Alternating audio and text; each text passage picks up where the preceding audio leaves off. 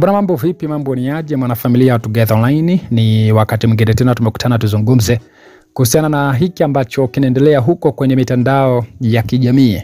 Bwana, tuko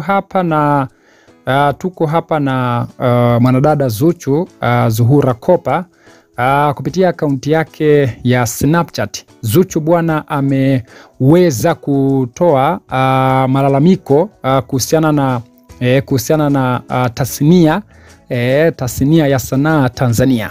Zuchu ameweza kutoa malalamiko ambako ujumbe wa kwanza wa Zuchu ameandika kwamba kuwa msanii Tanzania unafanya kazi mara mbili za wasanii wengine. Kuwa msanii Tanzania unafanya kazi mara mbili za wasanii wengine. Industry yetu ni changa kwenye kila kitu.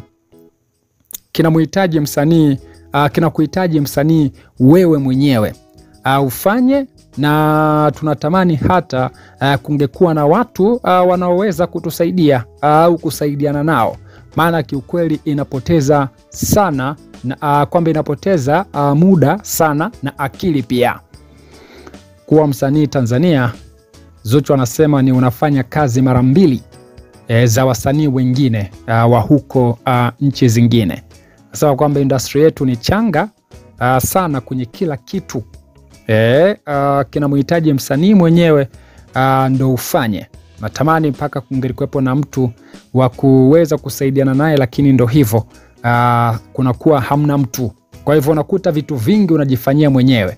Zuchu anasema inachosha akili, lakini pia